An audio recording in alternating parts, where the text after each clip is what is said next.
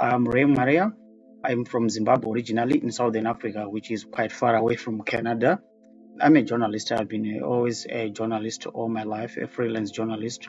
I've written for most of the big medias globally, like The Guardian, the Financial Times, Open Canada, Fast Company, quite dozens, a lot over a career of 15 years now.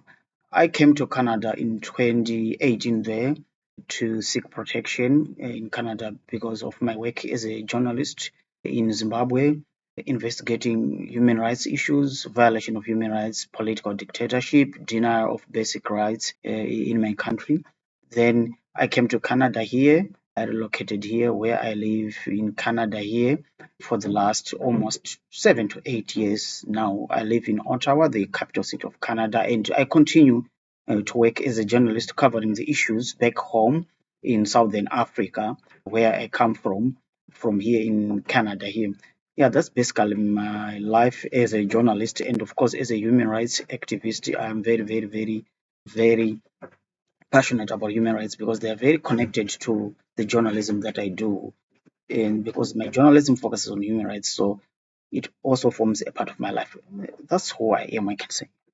My current work and what drives my reporting today is, as I said, I cover the Southern African region, is still human rights like digital tech surveillance, which is a very big issue over there and is quite misunderstood because you understand in poor countries like in Southern Africa, digital surveillance doesn't get so much attention because it's not a bread and butter issue in the minds of readers, which is quite different from here.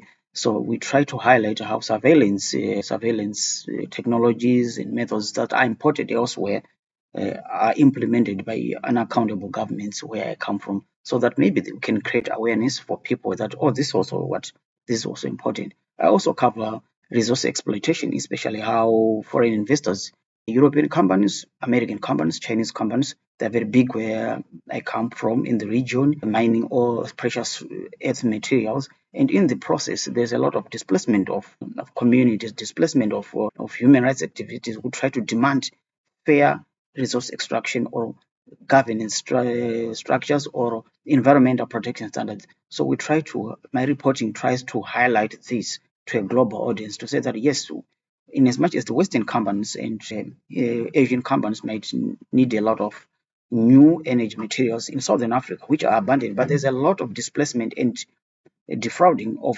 indigenous communities out of their land, out of the right to benefit from the resources under their soil. So this is a huge issue. I also continue to cover in my journalism, and also I also continue to cover, as I said, how the protection of people who are facing political persecution does not end when they relocate. Let's say someone comes from Zimbabwe and they come to Canada or England. We often assume that they are now free from human rights. It's not really the issue because we actually see that because of digital technology, surveillance of human rights activists continues transnationally, of course, through other methods to keep people who have relocated in fear. So I try to cover that as a journalist to highlight that to a global audience so that maybe we can keep the interest, because I understand that there's a lot of competing issues in the media, that some issues like this, people will say, oh, this is no longer urgent, this is no longer a priority. Yeah, so I try to keep a light on the region where I come from. Yes, yeah, there are a lot of British ones, of course, which used to mine in Zimbabwe, and some continue to mine. And there are Canadian companies that are quite active in the gold sector in Zimbabwe. And those companies, what we actually pick up from them is that there are issues of that sometimes they leave their workers without being paid whenever they relocate away from countries like Zimbabwe, where there's been a collapse of economic fundamentals. So sometimes they leave their workers dry. And it's not only a Zimbabwean issue, it's an issue that also continues in neighboring countries where I cover. Like, for example, there's a British company that has been in the courts for leaving lead, which is a poisonous material in the soil, to the extent that the communities in Zambia, which is next door to Zimbabwe, continue to pay heavy price in lead poisoning. And these companies, they never agree to say admit to culpabilities. They have expensive lawyers to say, no, we can ride out of this. But what we are seeing more, to be direct, in Zimbabwe, is right now, in the last 15 years, is a lot of Chinese companies. They've invested heavily in Zimbabwe's platinum, in lithium, and there's a huge outcry about communities being uprooted from their land.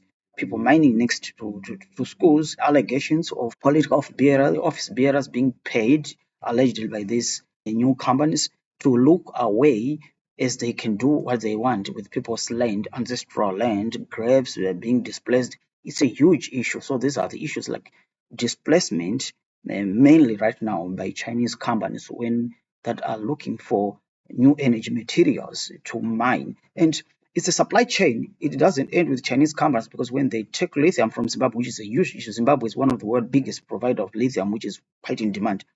That lithium, when it gets processed in China, it is sent into countries like Canada for electrical vehicle production. So it's a supply chain that may start in Zimbabwe, where there are human rights abuses, people losing their land because of Chinese companies that enjoy political protection, and they process the lithium offshore in China, and they send some of those products to countries like Canada. So it's a link of human rights abuses that start in countries like in Zimbabwe and benefits people up here to Canada who consume the technology. Yeah.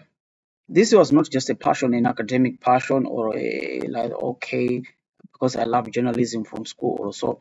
It's a lived experience, because you can connect human rights abuses to lived experiences in stressed countries like Zimbabwe. Like, if someone steals the budget for the healthcare, you get sick, you don't get medication, and worse things happen to you.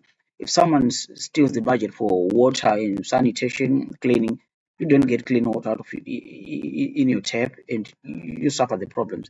So this inspired me, because it's a lived experience of living in a country where a currency once collapsed and we had one of the worthless currencies in the world in 2008. It's something that affected someone like me, a journalist, because you couldn't buy bread with a currency that is worthless. And you see that all these problems that may be economic are connected to unaccountable leadership and corruption and so forth, or political violence.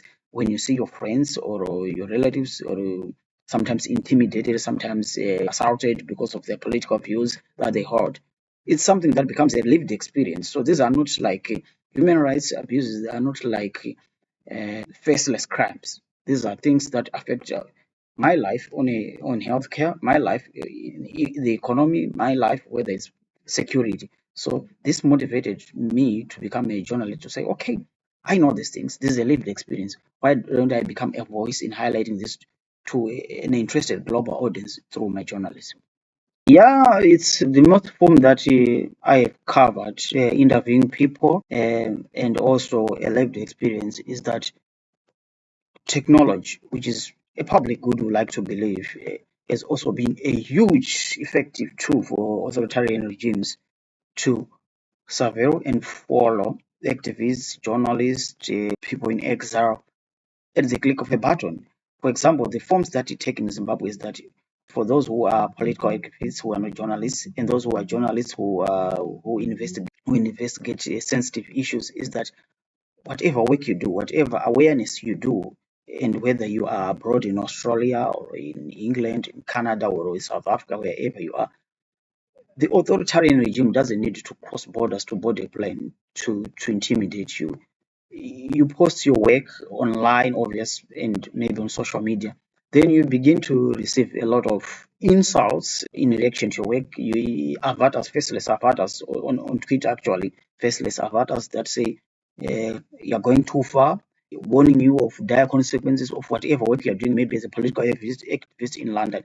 So it creates an invisible shadow that follows you from your laptop, from your cell phone, from your social media feed. That who is this person who is intimidating me online? I can't see the face. I can't report because it's a faceless avatar. So it's a huge tool that the regimes like Zimbabwe use to pay a group of like faceless actors that can intimidate or spam the social media feeds of activists to say that you can do whatever you want to do in Berlin. You think you're far away, but we're watching you, and you think someone is watching you online. Yet there's no one watching you physically, but there's someone watching you via a webcam, via your social media feed. That's the technological and psychological fear that technology and social media has expanded across borders, and it has been a huge tool for regimes like Zimbabwe to surveil and intimidate activists from far away.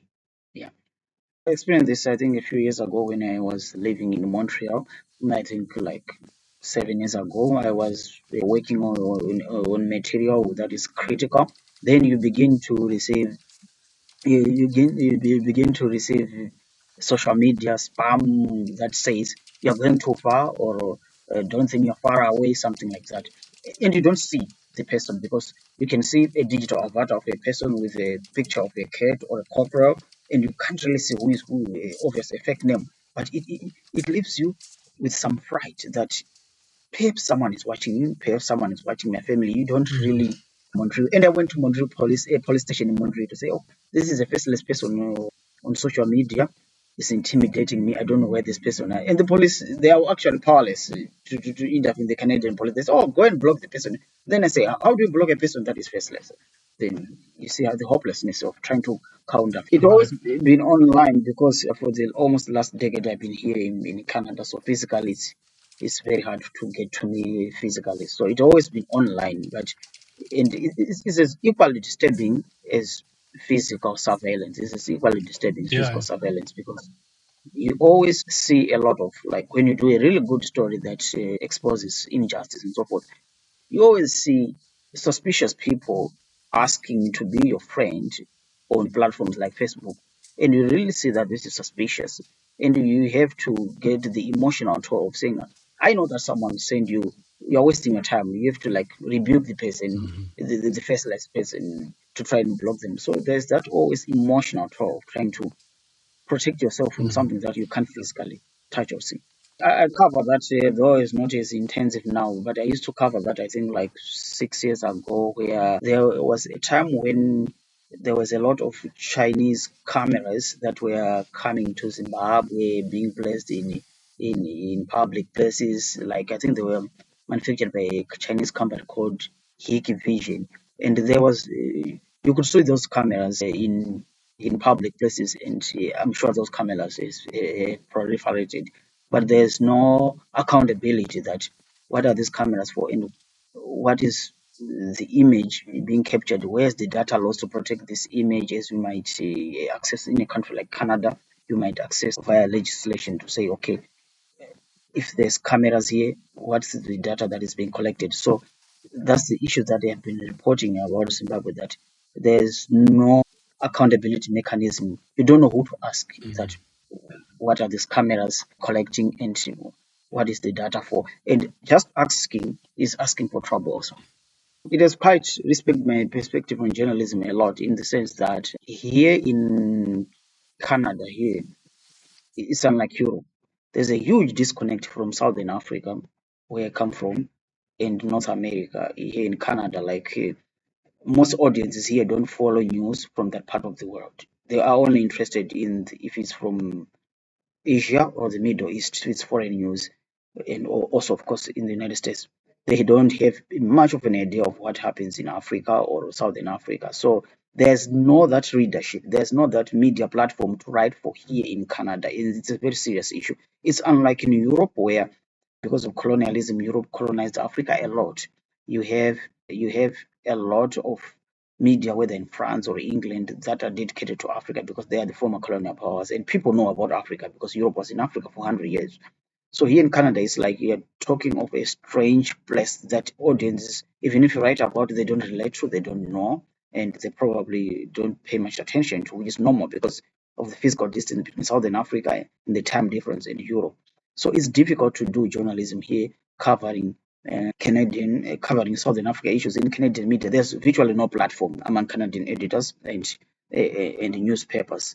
So I've been forced to continue writing about issues in my region, Southern Africa, because that's what I know. That's for the sake of credibility. But I've been 90% of my work is for American media, because Of course, they have the financial power to commission stories, the American media and also the European media, but mainly the American media. So 90% of my work has gone to the American media and a little less than 1% to the Canadian media, that you almost give up on the Canadian media when you come here. So unless you transition yourself to trying to target the American media and a part of the European media, you can almost lose your identity as a journalist and end up doing something here, because the media space doesn't really have a platform for African issues here in Canada. That has been the huge concerning issue here, and that's why the reasons a lot of journalists here in Canada, you find them doing something else that is totally unrelated to being a journalist. Yeah, it's a very big issue for people who come here as refugees. In that, I've met a lot of, personally, when I take public transport like Uber and so forth, I've met a lot of. I think my last Uber was someone who said they were from Iran, and they say, we were just chatting. They say, I was a professor of media studies in Iran, and oh wow, you're driving an Uber. Is this part time? So no, this is my full time job. I've never been able to do it here in Canada. And then I met again recently someone who is a refugee and a biologist from India, and they were saying that I've given up on being a biologist, that I'm working at food basics. It's a lot. The survival trip for journalists here, in that, of course, we think the Canadian media, I can speak for the media, is very close to foreign reporters who are relocating here. I don't know what's the real reason, or is that it's a small media space and then don't have to prioritize people who are educated here, but it's really a big thing. I think foreign credentials, foreign experience doesn't count a lot in Canada. I'm sure you're aware of what they call their Canadian experience thing. And you would think that if I have the Canadian experience thing, I've moved up the ladder to find a job. But you still see that even if you have the Canadian experience, you still find it difficult to get into your career of choice, because somehow the experience is not enough. They really need you to have studied here at the University of Ottawa, at Carleton University, at University of Toronto, in their local universities, and they don't tell you that. They will tell you that, okay, get the Canadian experience, which is difficult itself to do first of all. But when you get Canadian experience, you can sit for years without entering your career. I hear a lot of nurses who say, I have the papers now, but I've been volunteering and volunteering. I can't get full into nursing. Then you realize that it's not just the Canadian experience that you need. It's also the Canadian education. Like, did you study here in our university? And it's a very closed society, to my observation. In the media, I think it's racist, yes. To be honest here, the media is extremely white here. Yeah. Extremely white here. It's so extremely white in my observation that even advertorials, you see those commercials, you rarely see a black person in commercials on television in Canada here, which is quite surprising. The challenges I face are that, first of all, if you're reporting from here, right, you have to send someone, like a fixer on the ground, right, to collect some things like original photograph, and also sometimes to do, for people who don't have access to technology, to get original footages and audio. So you have to send a fixer, and because of the time difference and the logistics of sending someone, it takes a story that should take 5 days. If you're on the ground, it will take you 2 weeks, and you have to judge the material from here. Is authenticity, is the credibility. It makes the job double the effort. My message will be that you have to. I see a lot of funding from government towards Canadian media, which of course also is a debatable thing, because some say it's not a good thing, some say it's an economic necessity. But for journalists of color like me, who may want to form their own media, non-profit media organizations, to report on the issues that concern their communities, apply for that funding. To get that funding is a big hurdle compared to, again, it comes like, I think, to skin color, again, like to other. You see the same people getting funded by the Canadian government media funds, the same people getting funded. But for journalists who are immigrants like me, to navigate the bureaucracy is expensive. It's not easy to get even government funding for media. I think they have to aggregate the end requirements for funding that this is philanthropic money from the government, okay. We can also help underprivileged communities to set up non-profit media organizations that speaks to their constituents and make it easier for them to access that funding, because it looks like the government is giving philanthropic money for media houses, but they end up subsidizing the big commercial medias, your Rogers Media, your CTV, and so forth. And for small media, especially run by immigrants, it's a big battle even to apply for that because the bureaucracy. So if that can be looked at, I think you've covered all angles that I expected. I think that's. I have nothing more to add on my side. Yeah. 1,000 words. Okay, that's fine. I That'd will be certainly great. do that. So Okay, much, so I Ray. can email. All right.